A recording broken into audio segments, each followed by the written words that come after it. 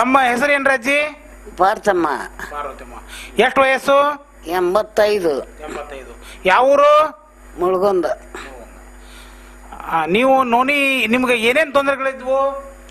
ಈ ಮೈಕೈ ಭಾಳ ನೋವು ಹಾಕಿದ್ವಿಪ್ಪ, ಕಾಲು ಹರಿತಿದ್ವು, ಮಗಳ ಮನೆಗೆ ಹೋಗಕ್ಕೆ ತೇಕ್ ಬಂದಂಗೆ ಆಗೋದು. ಆಮೇಲೆ ನಿಮ್ಗೆ ಮಂಡೆ ನೋವು ಇದ್ವಾ? ಮಂಡೆ ನೋವು ಇದ್ವು. ಊಟ ಅದು ಹೋಗ್ತಿತ್ತ? ಊಟ ಹೋಗ್ತಿತ್ತು. ನಿದ್ದಿನ ಸುತ್ತ ಸರಿ ಬರ್ತಿತ್ತು. ಆಮೇಲೆ ಈಗ ಈಗ ನಿದ್ದೆ ಆರಾಮಾಗದು. ಈಗ ಮೊದಲ ನಿದ್ದೆ ಹತ್ತಿದ್ದಿಲ್ಲ. ಆಮೇಲೆ ಮಾನಸಿಕವಾಗಿ ಹೆಂಗಿದ್ರಿ? ಮನಸ್ ಸಮಾಧಾನ ಇತ್ತ? ಮೊದಲ ಒಟ್ಟು ಕಡಿಮೆ, ಈಗ ಸಮಾಧಾನ.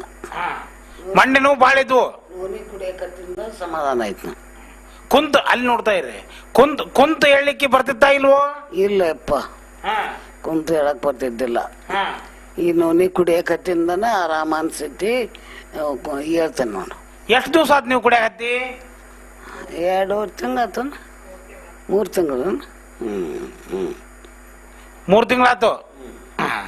3 ತಿಂಗಳಿಗೆ ಈಗ ಕುಡ್ದಿರಲ್ಲ, ನಿಮ್ಗೆ ಒಳ್ಳೆ ಸುಧಾರಣೆ ಆಗೈತೆ? ಮಂಡೆ ನೋವು ಕಡಿಮೆ ಆಗ್ಯಾವ? ತಮ್ಮ ಹೆಸರು ಮೇಡಮ್ಮ? ನನ್ನ ಹೆಸರು ನಂದಿನಿ ಷಣ್ಮುಖ ಕೋಳಿವಾಡ್ ಅಂತ. ಇವರು ನಮ್ಮ ಅತ್ತೆಯವ್ರಿ. ಇವ್ರಿಗೆ ನಾನು ಮೊದಲಿಂದನೂ ಹೇಳ್ತಾ ಇದ್ದೆ ಕುಡೀರಿ ಅಂತ ಹೇಳಿ.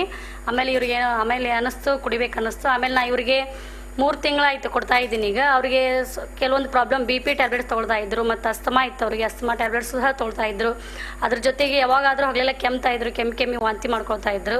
ಮೊಣಕಾಲು ನೋವು, ಮಂಡೆ ನೋವು, ಇವೆಲ್ಲ ಸಾಕಷ್ಟು ಪ್ರಾಬ್ಲಮ್ಗಳಿದ್ದು. ನಾವೆಲ್ಲ ಹೇಳಿದ್ವಿ. ಆಮೇಲೆ ಅವ್ರ ತಮ್ಮ ಮನಸ್ಸಿಗೆ ತಿಳಿದು ತೊಗೊಳ್ತೀನಿ ಅಂತ ಹೇಳಿದ್ರು. ಕೊಟ್ಟ ಮೇಲೆ ಅವ್ರಿಗೆಲ್ಲ ತುಂಬ ಚೆನ್ನಾಗಿ ಎಲ್ಲ ಸುಧಾರಿಸಿದ್ದಾರೆ. ಈಗ ಮಂಡೆ ನೋವು ಕಡಿಮೆ ಆಗಿದೆ, ಮತ್ತು BP ಎಲ್ಲ ಫುಲ್ ಕಂಟ್ರೋಲ್ ಬಂದಿದೆ. ಈಗ ಪೂರ್ತಿ BP ಎಲ್ಲ ಫುಲ್ ಕಂಟ್ರೋಲ್ ಬಂದಿದೆ, ಮತ್ತು ಅಸ್ತಮಾ ಅಂತೂ ಪೂರ್ತಿ ಕ್ಲಿಯರ್ ಆಗಿದೆ ಈಗ ಅವ್ರದ್ದು.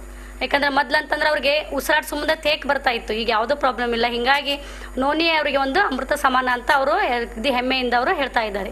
ಮತ್ತು ಹಾಗೆ ನನ್ನ ಜೀವನದೊಳಗೂ ನಾನು ನೋನಿಯನ್ನು ಅಳವಡಿಸ್ಕೊಂಡೆ. ನನ್ನ ಹೆಸರು ನಂದಿನಿ ಕೋಳಿವಾಡ್ ಅಂತೆ. ಮೊದಲೇ ಶೀಲಾ ನಾಯ್ಕ್ ಮೇಡಮ್ ನಮ್ಮ ಚಿಕ್ಕಮ್ಮ ಆಂಟಿಯವ್ರ ಮನೆಗೆ ಬಂದಾಗ ಅವರು ನೋನಿ ಸಡನ್ನಾಗಿ ತೊಗೊಂಡ್ಬಿಟ್ರು. ಅವರು ಏನು ವಿಚಾರ ಮಾಡ್ದೇನೆ ನೋನಿ ತೊಗೊಂಡ್ಬಿಟ್ರು. ಆಗ ಅವ್ರು 1 ತಿಂಗಳ ನೋನಿ ತೊಗೊಂಡ್ಮೇಲೆ ಅವರಲ್ಲಿ ಆದ ಬದಲಾವಣೆಗಳನ್ನು ನಾನೇ ಕಂಡು ಹಿಡಿದೆ. ಮೊದಲೆಲ್ಲ ಹೆಂಗಿದ್ರು ಚಿಕ್ಕಮ್ಮ ಕಾಕಾರು, ಆಮೇಲೆ ಈಗೆಲ್ಲ ಎಷ್ಟೋ ಚೇಂಜಸ್ಗಳಾಗಿದೆ ಅವರಲ್ಲಿ. ಮತ್ತು ಅವ್ರು ಯಾವಾಗಾದರೂ ಸಣ್ಣ ಪುಟ್ಟ ನೆಗಡಿ ಜ್ವರಲ್ಲಿಂದ ಯಾವಾಗಾದರೂ ಬರ್ತಾನೆ ಇರ್ತಿದ್ವು ಅವ್ರಿಗೆ.